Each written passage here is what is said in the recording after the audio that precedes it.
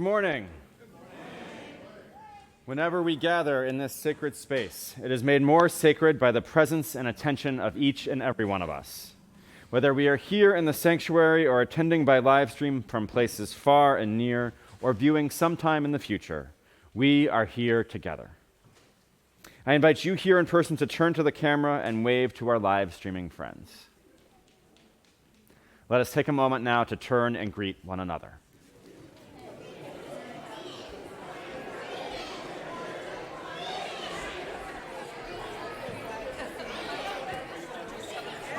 Excuse me. Sorry. Am I on? Is it turned on Hello? your end? Yeah. There's no green bar going up and down here. Hello? What? I have no which one I... Oh, yeah. Lab 2. Yeah, okay. So it is. Do you need me to use the microphone? Is there a volume on there? Nope. That's funny. 'Cause it's connected and we see the...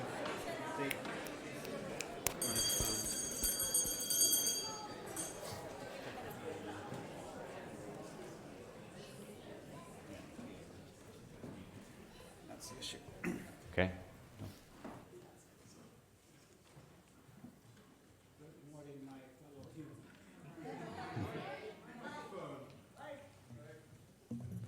Who turns it on? Again, good morning, my fellow humans. My name is Harris Gibson. I am the Rock Living Worship Associates today. I wish to welcome all of you to this sacred place, the Winchester Universalist Society. I wish for you to know that all are welcome here, and we do still are able to express our desire for equity.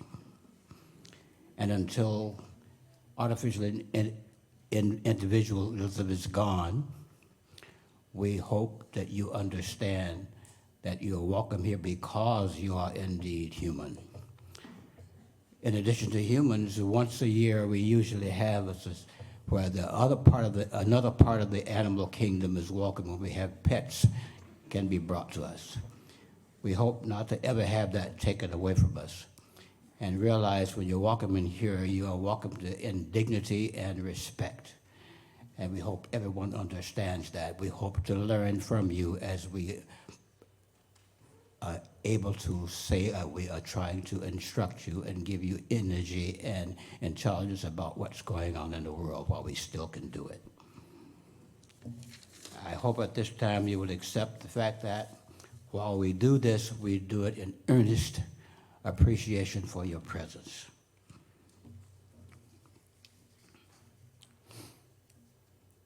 I now invite announcements from our minister.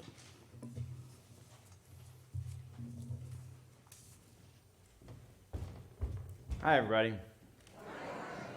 So hopefully you all already saw and read carefully the announcement about the event that's happening after the service today. But just in case you didn't, the transition team is having an event this afternoon after church at noon down in the chapel, reflecting on our history, your history. And, I know there is a tendency sometimes when anybody says the word history to be like, to just sort of tune out because we think, some of us, not all of us, my dad's a high school history teacher, I don't think this, but some of us have a tendency to think of history as sort of dry and boring and lots of facts and dates and things like that. That is not what this event is. This event is your history, your shared personal history. And so what we're going to do is ask you guys to share different events that are important to you in the history of the church, and we're going to share them all together. And so this is part of our work of interim ministry, of talking about creating a shared, if you participated in the Ritual of Release event, you'll remember me talking and us talking about creating a shared story and a shared narrative of the Reverend Heather's ministry. This is another attempt at creating a sort of a shared narrative and a shared understanding of the history of the church as lived by you all. Yes, Fritzy?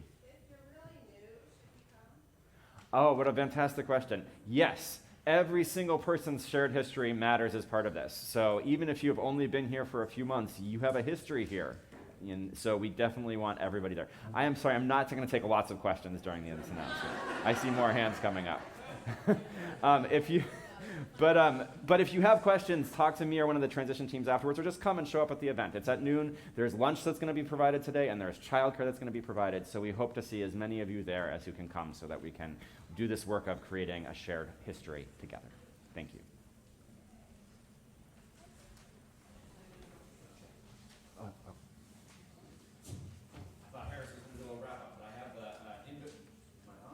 Oh, there we go.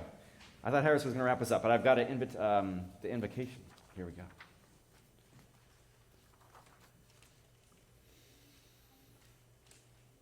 Give up the fight for some other moment, some other life than here and now. Give up the longing for some other world, the witching for other choices to make, other songs to sing, other bodies, other ages, other countries, other stakes. Purge the past. Forgive the future, for each come too soon.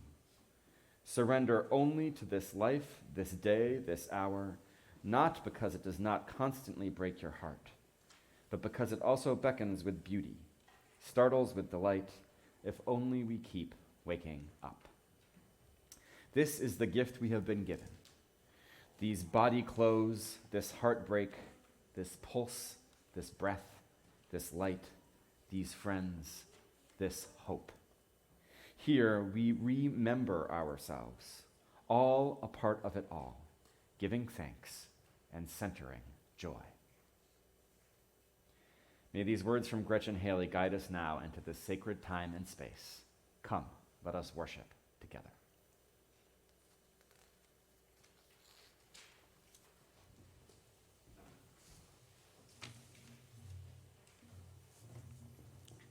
A reading for the lighting of the chalice. Let the light of the chalice by Catherine Callahan. As the chalice is lit, let us come together to note in this sacred place we have created. Let the cares of the day fall away and know that here is a place for quiet reflection, a place for a pause in our lives, for breathing into our true selves. Let what is said and felt here add richness to the dimensions of our lives and spiritual practices. We are strong together in community. We share the experience of being human. Let the warmth of the chalice lit during our times together connect us and carry us into the greater world.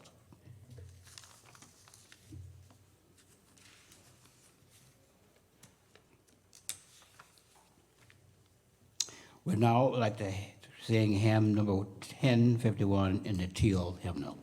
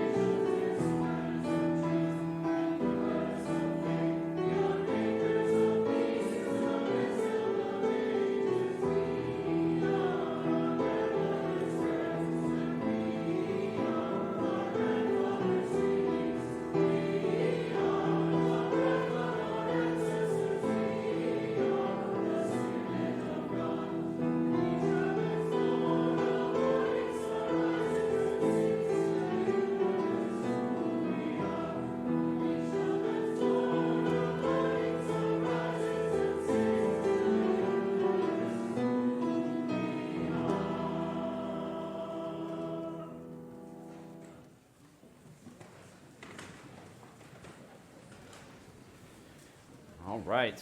I would like to invite anyone who is young at heart or young in age forward for our story for all ages, our first reflection. Come on down.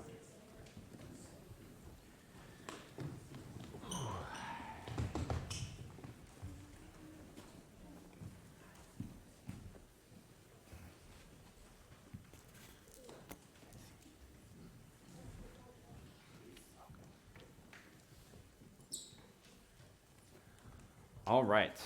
So, the story I'm going to share with you is a story that some of you may have read before. I'm just going to tell it this morning because it's a little long to read. But it's called Mira and the Big Story by Laura Alari, illustrated by Sue Todd. It's such a big story. It is such a big story. Get it? Yeah, I do get it. I do. And that's, in fact, why we're going to talk about it, because it is such a big story. And so the way that this story goes is that there was two villages that lived in a valley with a river separating the two of them.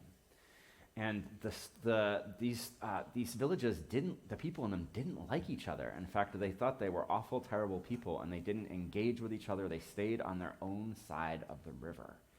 And do you have any idea what could have caused them to have this much hatred and dislike for each other? Mm-hmm.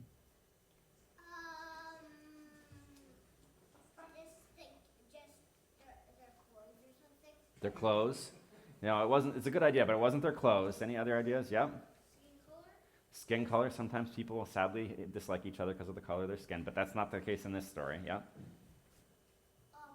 Because they were separated, they noticed more differences.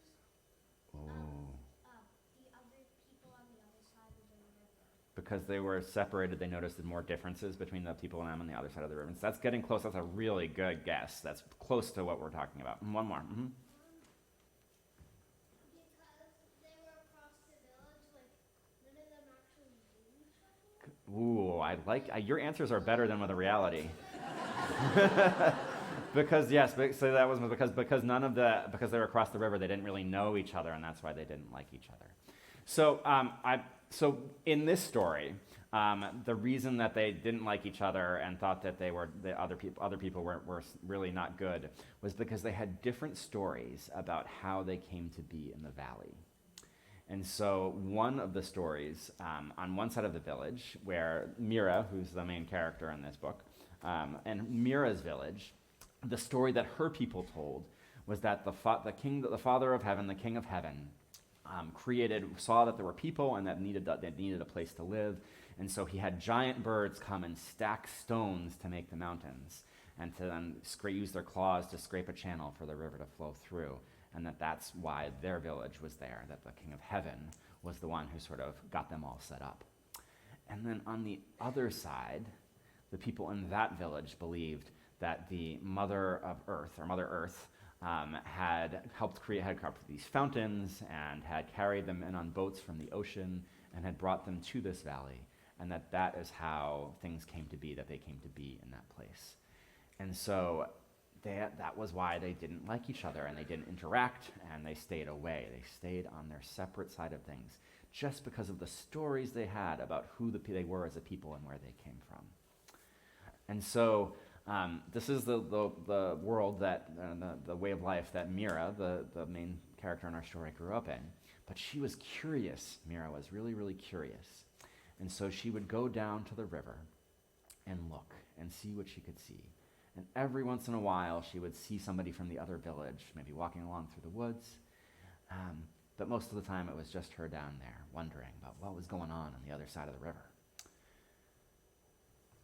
And then one day, she fell out of the tree that she was in when she was trying to get a good look, and she hurt her ankle. And she was really hurt, and she was having a hard time getting up, and she cried out for help. And a little boy appeared on the other side of the river, where he had been doing the same kind of thing that Mira had been doing, looking to see what was on the other side. And he came across the river, and he helped her. And he helped her get up, and he helped her get up the path back towards her village. And then he ran back to his side because you weren't supposed to cross the river, right? So this was really confusing to Mira because everything she'd been told by her elders had been that those people, the others on the other side of the river, were not good people and they were to be scared of, and that they were different and bad. And yet this boy had helped her when she was hurt. And so she was really wondering what to do and was very confused, and she decided to go seek the advice from her elder, one of the wise people in the village. And in this story, the wise person in the village was named Old Alfred. And so I'm going to actually read to you just a very small part of this, because what the question Mira asked Old Alfred was, are the stories wrong? It's a big question, right? Not a big question for a big story. And here's Old Alfred's response. He said, Mira, let me tell you something about stories. Stories can make you bigger, not on the outside, of course, but on the inside. They can stretch your mind and heart. But a story can make you smaller if it takes up all the space in your mind and heart. When new people or new ideas come along, there is no room for them. Whenever you hear a story, you must ask yourself, what is this story doing to me? Is it making me bigger or smaller? Our village is dear to me, Mira, but our minds and hearts need to be stretched so that we can make room for others. So Mira took that all in, and she thought about it, and she said, I don't understand. What kind of story could be big enough for everybody? And so Old Alfred tells a really long version of this story in the book. I'm going to tell you a shorter version. I guess, do you have a question before I tell Old Alfred's version of the story? Well, I think I have like a compliment, or not a compliment, like a just like I think share. Okay. I think that the story is that everybody's different. That a short story would be like that one, and I think that the thing that it tells you is everybody is different. Everybody is different. That's a story that could certainly hold a bigger truth and a bigger reality than the one that the two villages were saying for sure. Yes. So that's great. So there's probably lots of stories we could come up with that are bigger, right, that would hold more. The one that Old Alfred shares is about a world that was created with a big explosion at the beginning of time, and then the stars and the rocks and everything were created. Yeah, that was called the Big Bang. It's called the Big Bang, yes. It's a version of the Big Bang. Called the Big Bang. He is right. It is called the Big Bang. And so Old Alfred tells a version of the Big Bang Theory, right, in this book. And that's a story that was big enough to hold both villages, right, and to allow for them to be different, and to allow them to figure out that maybe they just need to get to know each other a little bit better, because maybe part of the problem is they don't know each other, as you were suggesting.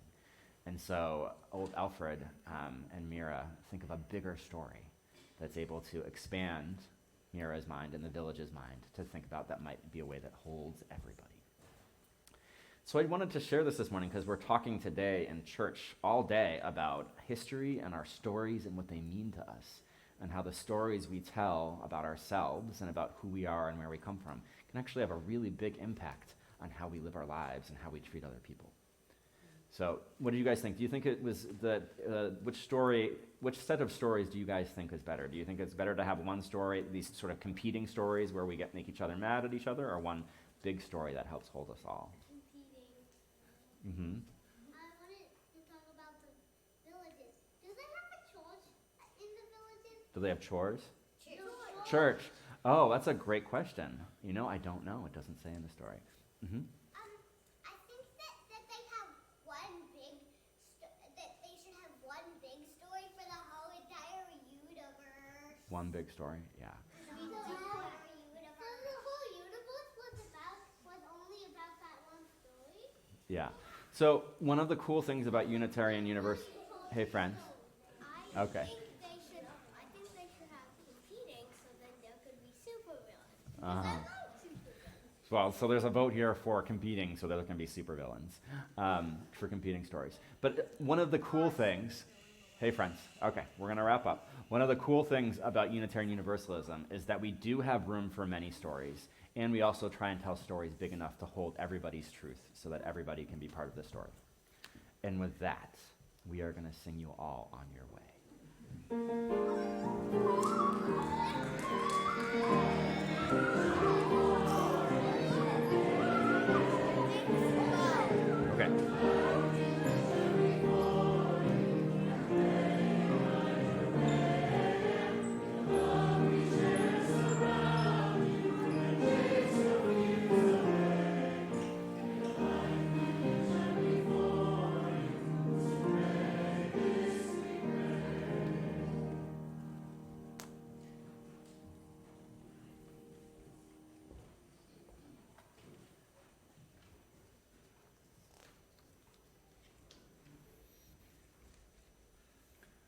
Let us enter now into a time of prayer or meditation, as is your practice, with these words from Mandy McGlynn. Spirit of life and love, Holy One of our being and our becoming, that which is sacred within, among, and beyond us. We know so many stories about you, God, Lord, King, Father, Earth Mother, Great Spirit, Universe, Holy Parent, Divine Love, Deepest Longings, Covenanted Partner. We know stories about our country and its founding, too, of the values we claim as a people. We have stories about those narratives, about how our values have and have not manifested in reality. Blessed One, we also know so many stories about ourselves, some of them the same stories we tell about others. Beautiful, ugly, simple, difficult, joyous, useful, worthless. Stories about who we are, what we know, and the potentials and impossibilities of our future. Stories about our purpose and the meaning of our lives. We have countless stories buried too deep in our souls for us to even recognize them. God of discovery, help us find the strength to excavate those buried stories. Let us lean on one another as we brush them off, hold them up to the light, and find their meaning and use. May our roots nourish us so that we might grow abundantly and flower into blessings for one another and the world. Above all, Holy Parent, sing us a gentle lullaby. In the trees and the wind, in the kind words of our neighbors, in the warmth of the sun and the sparkle of the snow, whisper to us the truest story you know, and sing it to us in notes we can never unhear. Remind us every day, every moment, that we are beloved, beloved, beloved.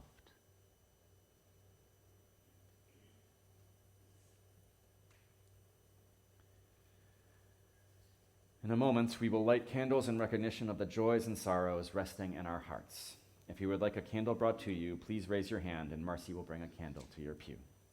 After we light our candles, we will share a time of silence together, and then we will sing our centering hymn, There Is a Love, with the words found in your order of service.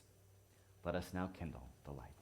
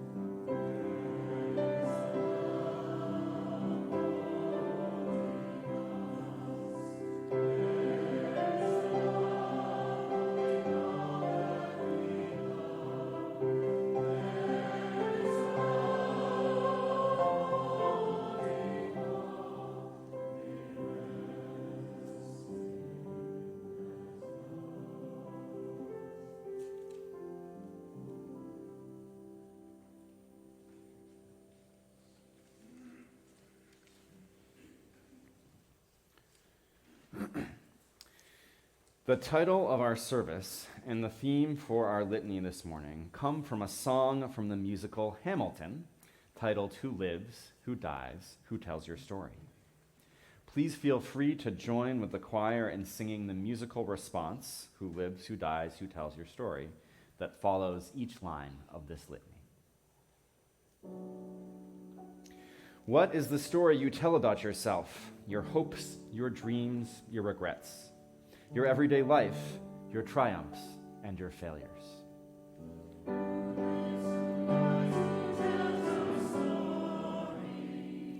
Is your story about doing the dishes and folding the laundry?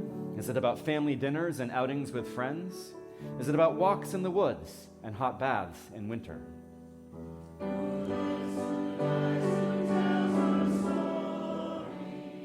Is it when you were on top of the world, feeling elated, like nothing could go wrong? Or is it when you felt despair, could barely get out of bed, could barely function in your day?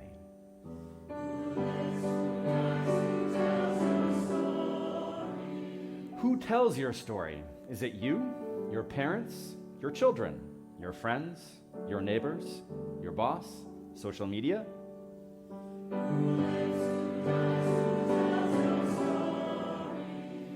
Is your story yours alone, or is it also the story of your grandmother's prayers and your grandfather's dreamings?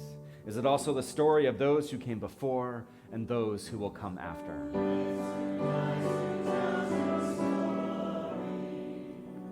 Who lives? Who dies? Who tells your story?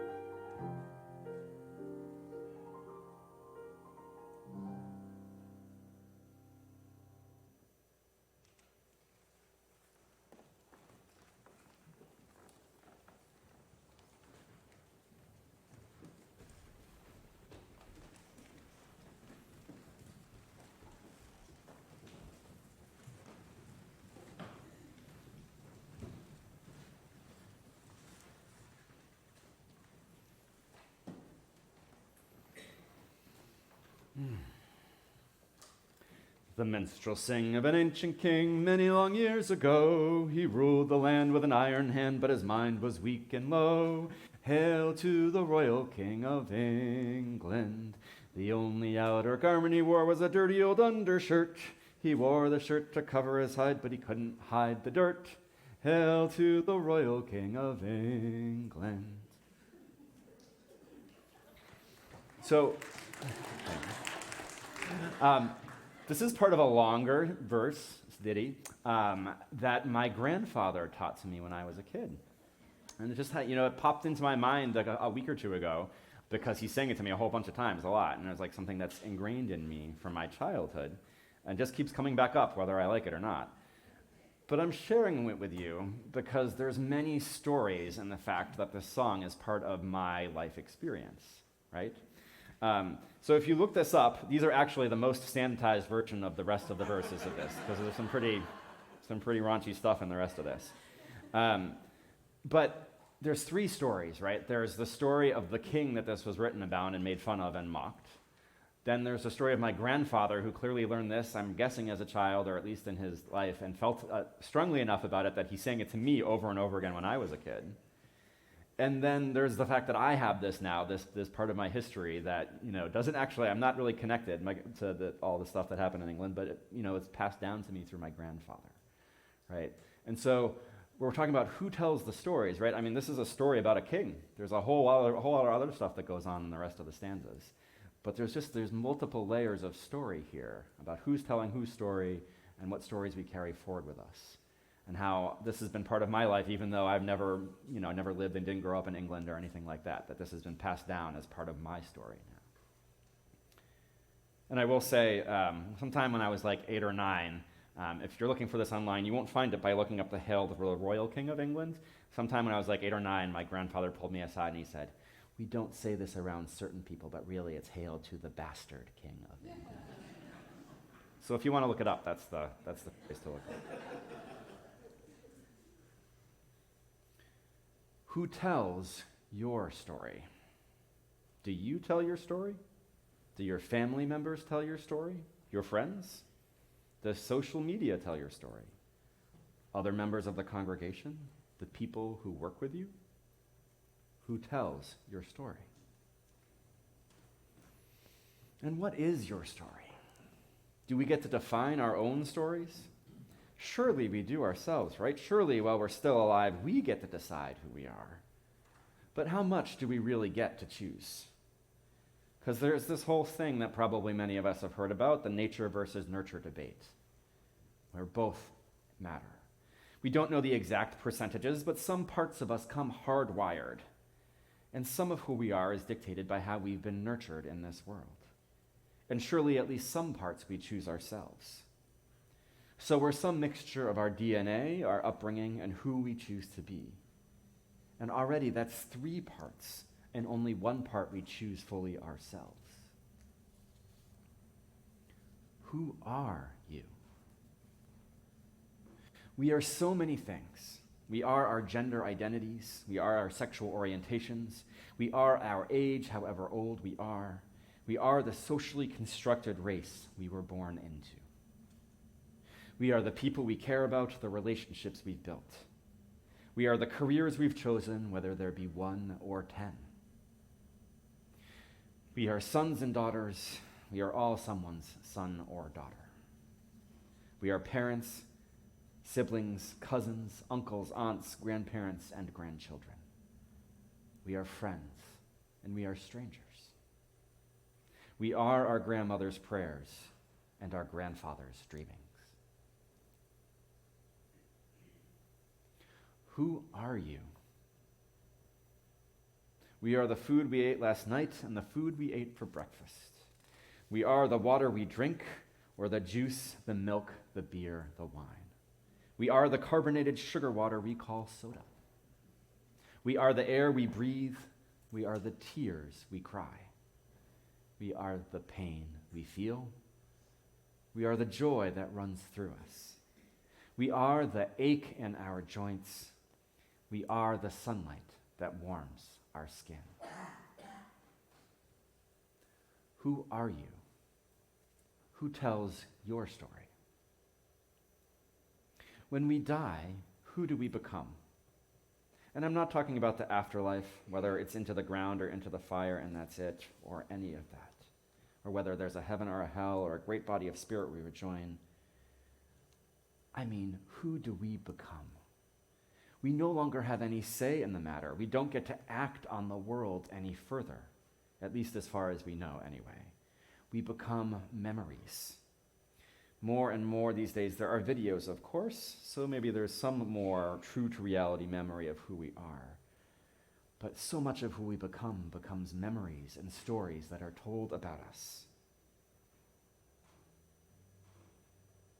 Who tells your story? In the musical Dear Evan Hansen, there's a song titled Requiem, where a sister, a father, and a mother sing, sharing about how they are managing their grief in different ways over the brother, son that they lost. There was only one person who died. One brother, one son.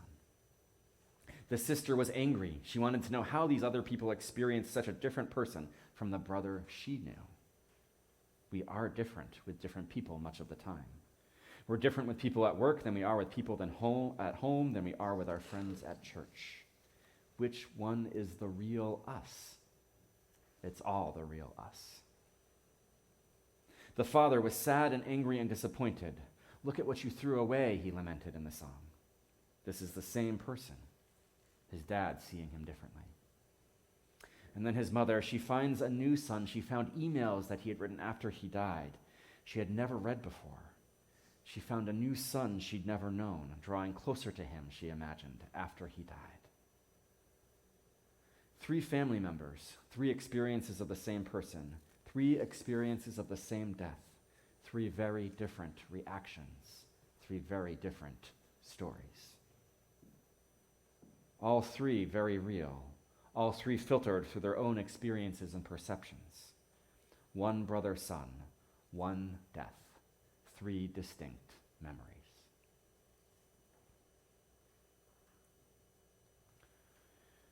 Who tells your story?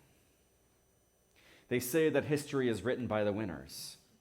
Who will get to tell your story? One of the founders of the country, Alexander Hamilton, though his story was not very well known 20 years ago, because the story wasn't very often told in the modern day and age. Then someone wrote a book, a biography, titled Alexander Hamilton, which was published by historian Ron Chernow in 2004. So Ron Chernow got to tell Alexander Hamilton's story. Or did he?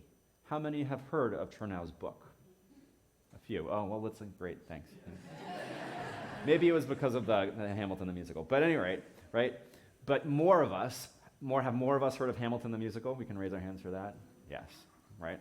But more of us have heard or seen part of Lin-Manuel Miranda's musical Hamilton, which was inspired by Chernow's book. So did Lin-Manuel Miranda get to tell Hamilton's story? Or is he telling Chernow's version of Hamilton's story? And what would Hamilton think? Would he recognize his life in Chernow's words or Miranda's music? And here's the kicker. Does it even matter one way or the other?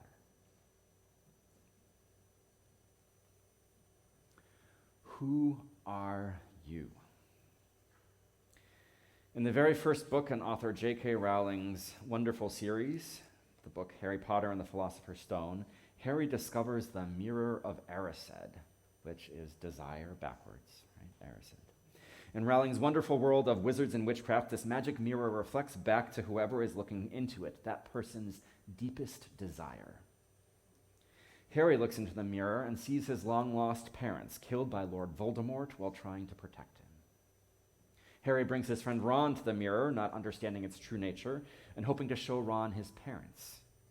When Ron looked, however, Ron saw himself as the Gryffindor Quidditch captain holding up the Quidditch Cup.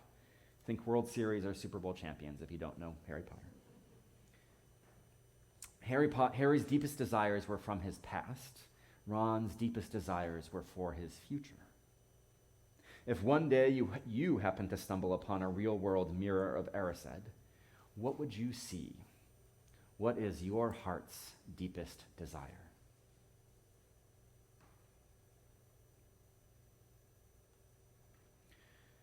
Who are you? Who tells your story?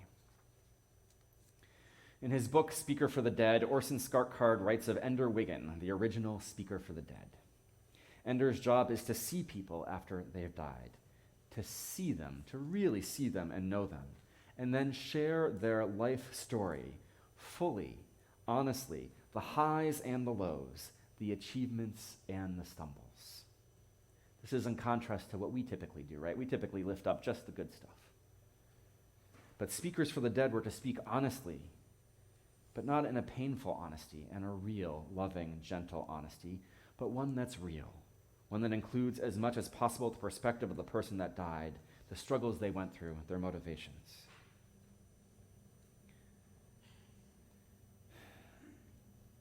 People who harm other people are most often acting out of their own pain.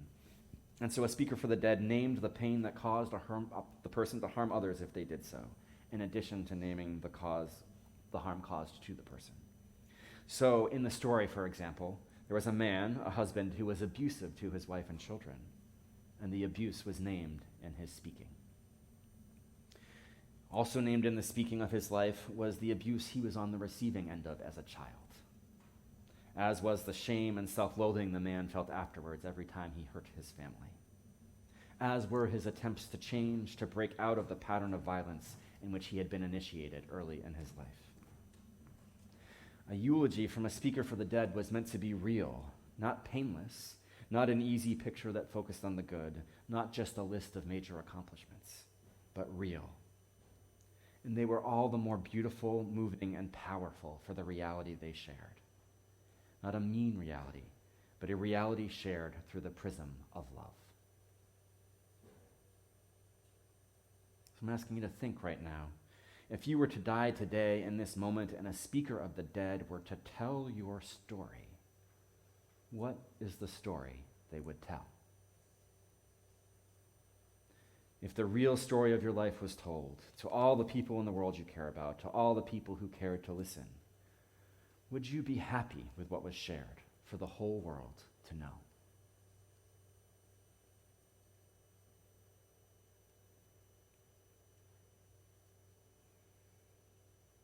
Who are you? Who tells your story? It may be true that we cannot control how we are remembered, who tells our story, or even how they tell it, but we certainly can have some input. To come back to the world of Harry Potter, we can create what I'm going to call good Horcruxes. Or Horcrux, if you're unfamiliar, is an object created by the darkest of dark wizards to store a fragment of their soul so as to achieve immortality. And a Horcrux is an evil thing, for it can only be created by killing someone. But I wonder, though, what it might look like to create a good Horcrux, to create something that you would leave behind, that would help you leave behind the good and beautiful fragments of your soul, to help you achieve immortality.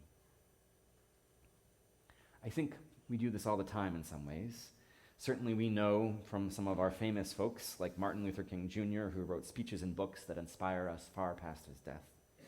Musicians write songs that bring tears of joy to our eye or that comfort us on the darkest of days.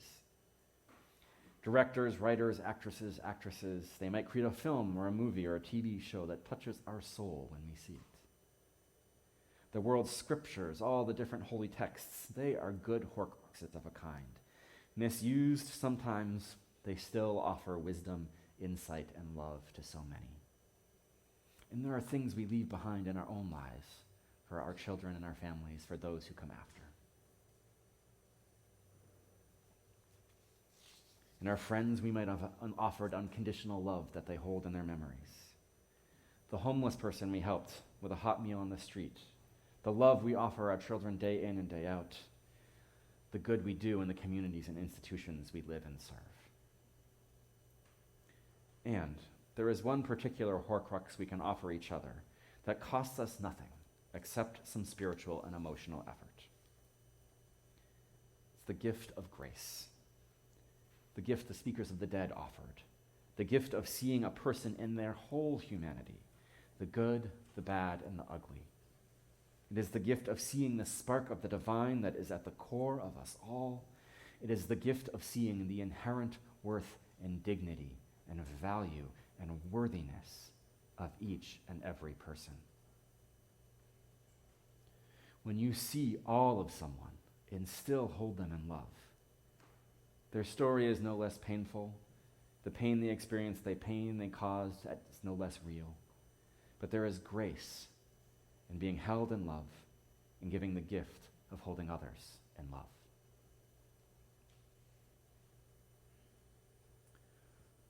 Who are you? I don't know. I don't know who will tell your story. I don't know who's telling your story now. We don't know who will tell our stories in the future. But I do know that you can tell your story now. I do know that unlike Hamilton, you have time. We don't know how much time that is, but we do know that all of us, right now, right here in this moment, have the opportunity to make different choices if we so wish. There is nature and our DNA, there is nurture and our upbringing, and there is our ability to choose who we are and how we're going to be in the world. You have time. What do you choose? Who do you choose to be?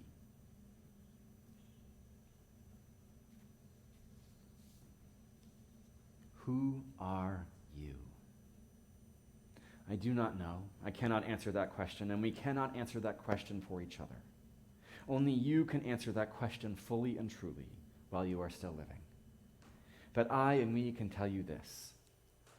You are loved. You are loved by an unending love. You, your bright light that you share with the world. You, your mistakes and your failures too. You, all of you. The whole kit, kabang, and caboodle. There is a spark of the divine, a spark of light and love and goodness in each of us. No matter how many mistakes we make, no matter how much pain we hold, no matter the things we've done. The window behind us tells us that God is love. Our universalist heritage speaks of a universal love that tells us that we are all worthy of God's love, that tells us that we are all worthy of the love of the universe, the love of humanity, the love of this community. At our best, this is who we are able to be. This is what we are able to do for each other, warts and all, to hold each other in love. Who are you?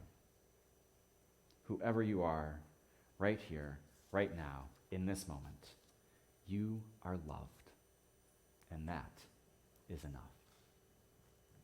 Amen.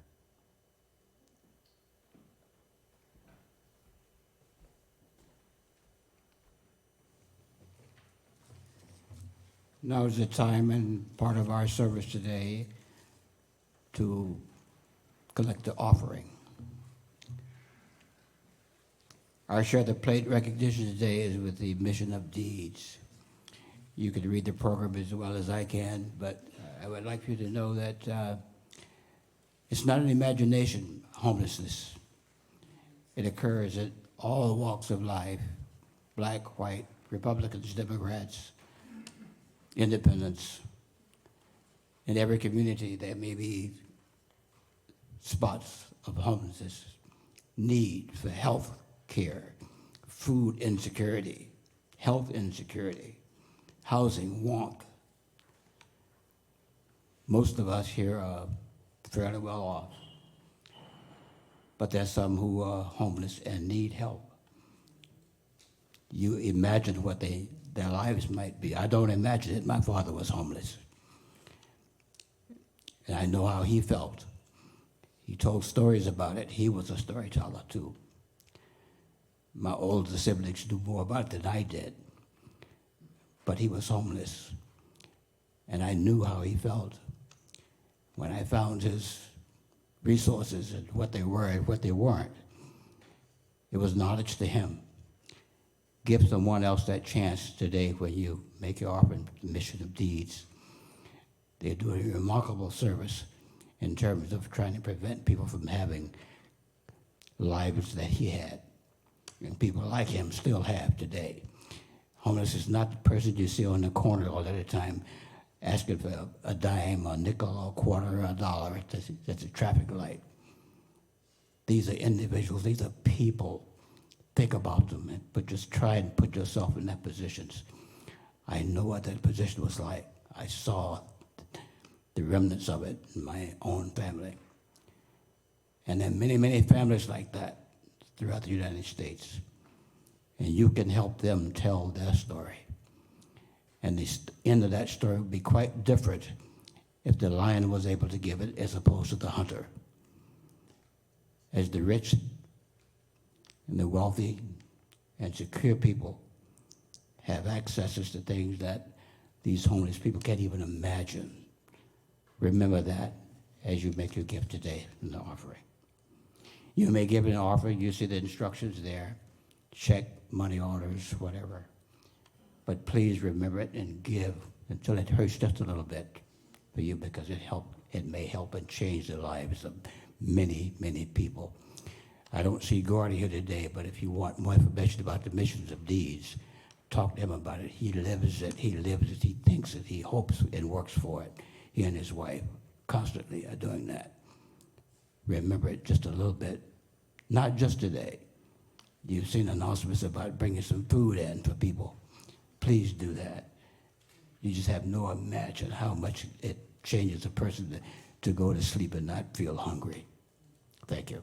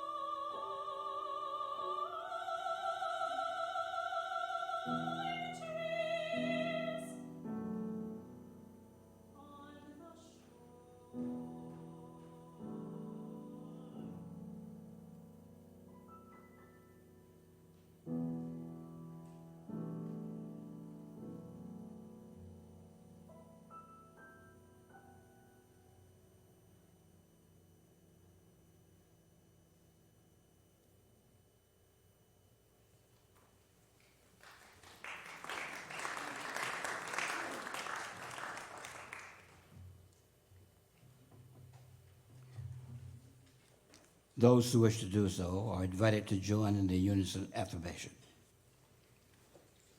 We gather not for ourselves alone, but to use our common power to build a beloved community within and beyond these walls. Recreate and reaffirm this covenant this day to make justice flourish, to practice compassion amidst differences, and to embody transformative love. Those who are able, we sing hymn 2 on page 212. We are dancing Sarah's circle in the gray hymnal.